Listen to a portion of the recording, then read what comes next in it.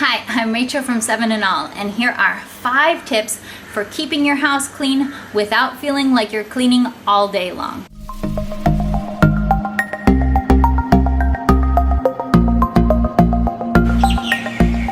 Hi, I don't know about you, but I really like a clean house. I'm also a homeschool mom of very little kids. So I need to find a way to have a clean house, to have the general feeling that my house is clean and not feel like I'm constantly cleaning, because I have other things to do in life besides cleaning, and I know you do too.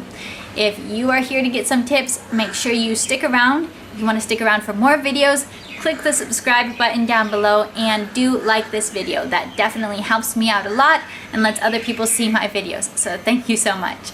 All right, tip number 1 for keeping a clean house without cleaning constantly is minimalism. Have less house and have less stuff. It's going to make your life a lot easier, which not everybody can just downsize their house or downsize their stuff a whole lot, but there's always something you can probably do. If you're feeling overwhelmed by the messiness of your house, that's where I would start. Do you have things in your house that you don't want and you don't need to have in your house? If so, you have my permission to get rid of those things. We do have a fairly minimalist lifestyle, which minimalism doesn't mean everything's white and you only have trendy things and you don't have any kids' toys or books. No. It means I have the things that I need and I have the things that I want, and I don't have the things that society might say I need. I don't have a dryer. I don't have an oven. I don't have a lot of appliances because I'm just not really big into appliances. I don't have a closet or a wardrobe for my own clothes. You can always see them hanging right behind me. I just have a hanging rack for my clothes. That works for me and for my lifestyle. But different things are going to work for you. So minimalism is just identify what you need and what you want for your whole family, and then get rid of the things that are just there without really being needed or wanted, but you just keep picking them up 50 times a day anyways. Number 2, and here's an idea. I really, really want you to think about this idea because it's kind of brilliant. It came from my mom, so I can say that. Determine your clean hours and your messy hours in every day.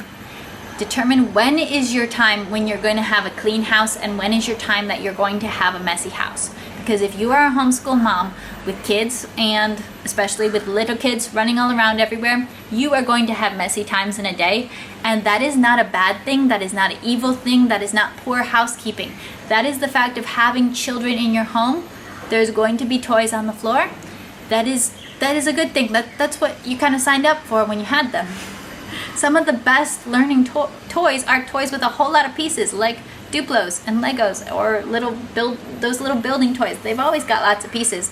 So it's gonna be messy, but it's not a bad thing. So have some times in your days where you have mentally prepared yourself. Okay, this maybe 10 through 3 is our school time and our lunch time and stuff. I'm not going to worry if there's toys out and the house is kind of generally messy, or the kids are building a fort out of pillows and blankets over here and the house looks kind of crazy. I'm not going to worry about messes during that time, because that is messy time. Those are messy hours.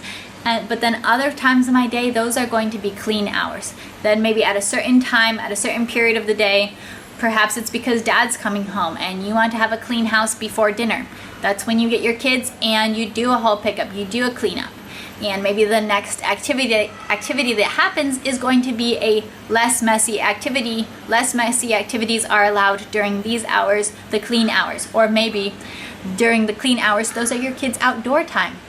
That could be a thing. That could be a very effective solution sometimes. But figure out in your day, when does it matter to you most to have clean time, to feel like your house is clean, and when are you actually okay with, now's a good time for a mess. Now's a good time to have Legos scattered everywhere. I feel okay with this. This is good. My kids are playing actively with the Legos. They're learning, and I don't need to be, I need to have everything picked up all the time. So determine times in your day when are most suitable to messes and most suitable to clean. Number 3, Develop a solid routine of a general pickup before bed. And this goes for kids as well as parents. For kids, before their bedtime, there should be a general pickup. And general pickup before bed, the great thing is that when you wake up, you're never waking up to a disaster. You're waking up to a generally clean house. So, general pickup time, the kids clean up all their toys or clothes or whatever it is. Everything goes back into its place before bedtime. Now, simply start your bedtime routine early enough to make sure they have enough time for that to happen. General pickup for parents. Parents might do a sweep of the house before they go to bed and do the things that matter to them. Make sure the kitchen sink is empty of dishes. Make sure there's no laundry left in the dryer overnight getting wrinkly, and all that. So general pickup, a little bit of reset. Just spend 10-15 minutes on it. Nothing huge, nothing that's going to keep you up late past your bedtime, but just a quick reset kind of thing. Stay on top of that. Number 4, know yourself and know your cleaning priorities. Because I think, like, if you look at lists and checklists on the internet of cleaning priorities, you feel like you have to do all of that. But know yourself. Know what bothers you and what doesn't bother you. Because if I look at a list of, things you're supposed to do every so often, there might be something like clean my curtains, wash my curtains. But my curtains are a very dark color, and for some reason they never even seem dusty. So I have not washed my curtains in years. They seem totally fine. And maybe there's invisible dust or something, but for some reason nothing bad happens to my curtains, and I don't care if I don't wash them. Also, I don't make my bed because we don't sleep with blankets. We just sleep with a sheet because it's really hot. And then I also don't mind, we cuddle on the bed to read books during the day, and my kids might just come on the bed and cuddle or whatever. I don't feel like re-straightening just a sheet 5 million times a day because the kids got on it. Making my bed doesn't really matter to me.